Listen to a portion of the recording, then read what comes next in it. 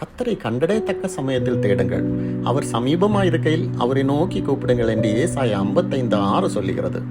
சிங்கக்குட்டிகள் தாழ்ச்சியடைந்து பட்டினியா இருக்கும், கர்த்தரை தேடுகிறவர்களுக்கோ ஒரு நன்மையும் குறைவுபடாது என்று சங்கீதம் 34:10 பார்க்கிறோம்.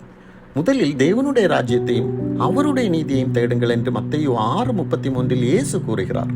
இப்படி வேதாகமம் கர்த்தரை தேடுங்கள், தேவனுடைய ராஜ்யத்தை தேடுங்கள், தேவனுடைய நீதியை தேடுங்கள், தேடுங்கள் கண்டடைவீர்கள் என்று திரும்ப திரும்ப நம்மை தேட சொல்லுகிறது. நாம் நமக்குரியதை தான் தேடுவோம். நாம் எப்போது தேடுவோம்? நாம் சில வேளைகளில் மிக முக்கியமான பொருட்களை பத்திரப்படுத்தி ஒளித்து வைப்போம். ஆனால் அதை அதிக நாட்களாக பயன்படுத்தாமல் இருந்தால் பத்திரப்படுத்தி வைத்த இடத்தை மறந்து தேட வேண்டிய நிலை வரும். சில சமயம் நம்மோடு தான் வைத்திருப்போம், ஆனால் தவறான பாதையில் பயணித்து தொலைத்து விட்டதால் தேட வேண்டிய நிலை வரும். சில சமயங்களில் அந்த பொருளை பயன்படுத்தாமல் வைத்து அதன் மேல் குப்பைகளை கொட்டி வெளியே தெரியாமல் புதைந்து போனதால் தேட வேண்டிய நிலை வரும். எங்கே தொலைத்தீர்களோ அங்கேதான் தேட வேண்டும்.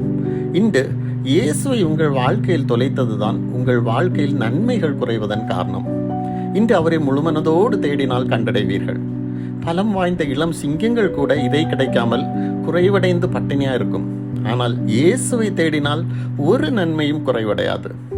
இயேசுவை இருதயத்தில் பத்திரப்படுத்திவிட்டு அவரை தேடி மனம் இருதயத்துக்குள் பயணிக்காமல் வழிமறந்து வெளியே உலகத்தில் சுற்றி கொண்டிருக்கிறதா?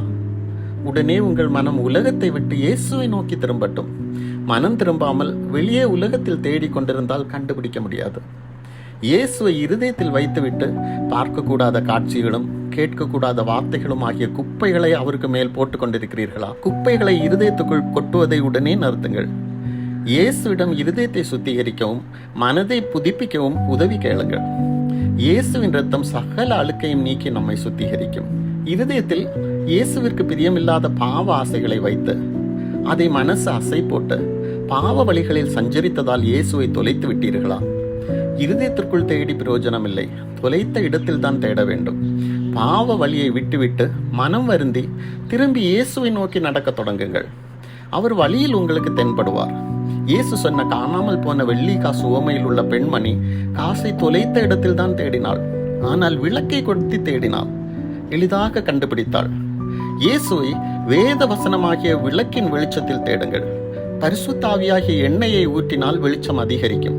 எனவே நண்பர்களே, இயேசுவை தேடுங்கள், அவருடைய நீதியை தேடுங்கள், அவருடைய ராஜ்யத்தை தேடுங்கள், கண்டடையத்தக்க சமயத்தில் தேடுங்கள்.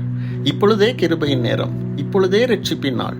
எனவே காலத்தை பிரயோஜனப்படுத்திக் கொள்ளுங்கள். ஆமென்.